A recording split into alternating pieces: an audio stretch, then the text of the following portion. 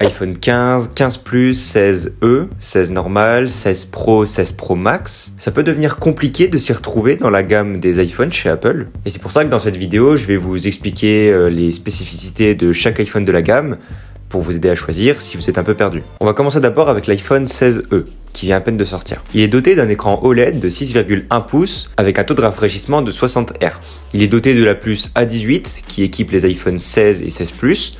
Donc côté puissance, c'est excellent. Vous aurez la même puissance que les iPhone 16 et 16 Plus. En ce qui concerne le port de charge, c'est de l'USB-C avec la norme européenne qui a forcé Apple l'année dernière à passer à l'USB-C. Et selon les différents retours qu'on a pu avoir sur l'autonomie de l'iPhone 16e, on pourrait tenir facilement une journée et demie. Donc c'est un iPhone qui peut être vachement intéressant si vous cherchez un iPhone neuf directement sur le site d'Apple à un prix de 749 €, je crois, si je dis pas de bêtises. Donc alors effectivement, il est entre guillemets amputé de certaines nouvelles technologies comme Dynamic Island, un ultra grand angle, mais après c'est à vous de jauger vos usages. Est-ce que vous avez vraiment besoin d'un écran 120 Hz, d'un ultra grand angle? Chez certaines personnes, c'est pas quelque chose qu'on peut avoir besoin au quotidien. On va passer maintenant à la gamme des iPhone 15 et 15 Plus. Alors déjà, ce qu'il faut savoir, ce qui diffère d'un 15 et d'un 15 Plus, c'est la taille qui va être beaucoup plus grande sur un 15 Plus et également l'autonomie qui sera plus importante sur un Plus étant donné qu'il est plus grand et il a donc une plus grande batterie. Il possède également la connectique USB Type C contrairement à l'iPhone 14 comme je l'avais expliqué avec les contraintes européennes qui ont forcé Apple à passer sur l'USB-C sur cette gamme d'iPhone 15. Cet iPhone date de l'année dernière mais il n'a pas pris une ride.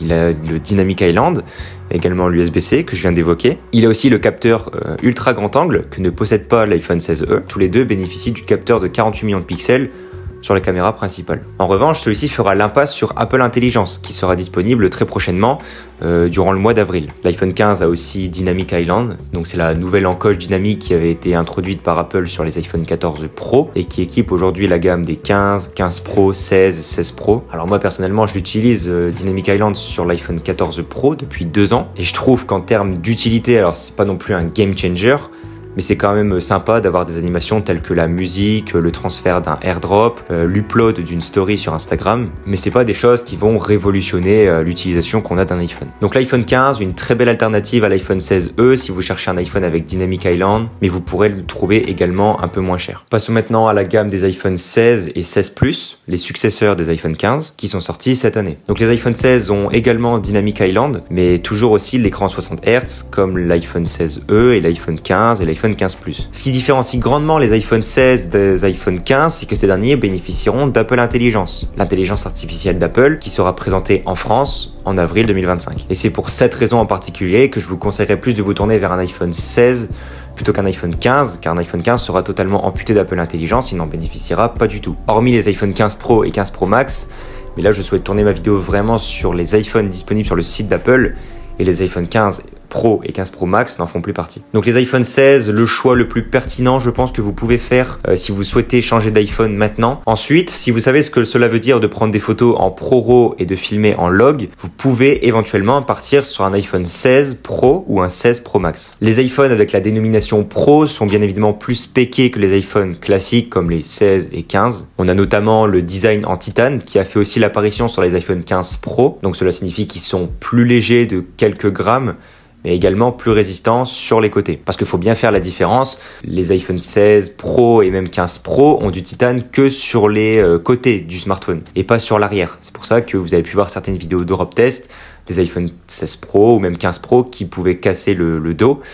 Mais il faut bien prendre en compte que c'est l'armature sur le côté en fait qui est vraiment en titane, mais le dos en lui-même est vraiment en verre. Ce qui différencie grandement les iPhone Pro des iPhone classiques, c'est l'écran 120 Hz qui apporte une bien meilleure fluidité dans les animations, les applications. On a vraiment l'impression qu'il y a un gap énorme de différence de puissance entre un 16 et un 16 Pro. Et moi personnellement, quand je reprends par exemple un iPhone 12 ou un iPhone 13 dans les mains et qu'ensuite je reprends mon 14 Pro, je sens vraiment la différence et ça fait vraiment du bien. En ce qui concerne la puce A18 Pro sur les iPhone 16 Pro et 16 Pro Max, la plus puissante que vous pouvez retrouver sur le marché. Si vous décidez d'acheter un iPhone 16 Pro, 16 Pro Max, il vous tiendra facilement 5, 6, voire même 7 ans. Et sur la partie photo et vidéo, comme je l'ai évoqué, vous avez l'apparition du ProRes Log qui était aussi disponible sur l'iPhone 15 Pro de l'année dernière. Sauf que cette année, Apple a ajouté le zoom x5 qui était disponible sur l'iPhone 15 Pro Max, mais pas sur le 15 Pro. Alors j'avais pu avoir certains retours de youtubeurs, de vidéastes, de photographes qui disaient que l'optique x5 c'était vraiment trop proche, on n'arrive pas à avoir assez de recul souvent, donc c'est à vous de voir. En sachant que si vous prenez l'iPhone 16 Pro ou le 16 Pro Max, vous avez le x1 classique, x2, x3 et x5 qui est disponible sur les 16 Pro et 16 Pro Max. Il faut bien prendre ça en compte car c'était disponible uniquement sur les 15 Pro Max l'année dernière et pas sur le 15 Pro. Donc concrètement, pour ceux qui veulent la crème de la crème chez Apple, il faut se retourner vers les iPhone 16 Pro et 16 Pro Max. Et encore une fois, en termes de différence, ce qui différencie un 16 Pro d'un 16 Pro Max, c'est la taille d'écran qui sera plus grande sur un Pro Max et également la batterie qui sera mieux étant donné qu'elle est plus grande. Voilà, on a fait un peu le tour sur les iPhones disponibles sur le site d'Apple. Maintenant, il faut faire attention à certains points. Si vous pouvez vous le permettre, rajoutez plus de stockage.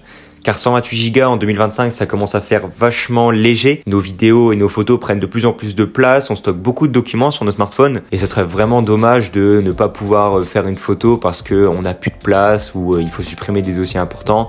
C'est toujours un peu frustrant. Donc si vous le pouvez, essayez de voir pour prendre du 256 Go, c'est toujours plus confortable. Si vous avez été habitué à des écrans à haut refresh rate, comme des écrans gaming ou même l'écran des iPad Pro, des MacBook Pro, ça peut vous faire étrange de passer sur un iPhone 16e ou un 15 qui lui sera délesté de l'iPhone avec l'écran ProMotion. Donc vous pouvez avoir une sensation de bug, entre guillemets, ou que le téléphone est un peu plus lent. Donc ça, encore une fois, c'est à vous de voir. Est-ce que vous voulez un écran à 120 Hz ou un écran à 60 Hz ne vous dérange pas? Je pars du principe que si vous n'avez jamais testé d'écran 120 Hz sur un iPhone ou même sur un smartphone Android, ça ne devrait pas vous poser de problème. Maintenant, la différence se joue aussi entre les iPhones classiques et les iPhones Pro. Est-ce que vous avez vraiment besoin d'un écran en 120 Hz, d'un design en titane, de filmer en 4K ProRes Log? Si vous n'avez pas besoin de tout ça, n'hésitez pas à prendre un iPhone classique qui vous suffira amplement. Et en plus de ça, vous le paierez beaucoup moins cher. Maintenant, le choix que beaucoup de personnes vont hésiter, c'est entre le 16e et le 15. Ce que je pourrais plutôt vous conseiller, c'est peut-être l'iPhone 16e qui aura Apple Intelligence avec un prix équivalent à l'iPhone 15, qui lui par contre ne bénéficiera pas d'Apple Intelligence. Et ça serait dommage quand même d'acheter un iPhone 15 alors que Apple Intelligence va être présenté très bientôt et que ce sera disponible pour tout le temps, justement. Donc voilà, on a fait un peu le tour de ce qui est disponible en termes d'iPhone chez Apple, le 16e, 15, 15 Plus, 16 Pro, 16 Pro Max, 16 classique. Si vous avez des questions, n'hésitez pas, les commentaires sont là, je pourrais vous apporter des spécifications s'il y a des choses que j'aurais pas pu citer dans la vidéo. Encore une fois, je le répète, si vous avez des autres types d'idées de vidéos, n'hésitez pas non plus à me le dire dans les commentaires. Je prendrai des notes et on réalisera les vidéos que vous vouliez que je réalise. N'hésitez pas maintenant à vous abonner, à liker, à commenter cette vidéo pour me permettre d'en réaliser des nouvelles et pourquoi pas de réaliser des vidéos d'encore plus bonne qualité par la suite. Sur ce, c'était Johan et je vous souhaite de passer à tous une très belle journée.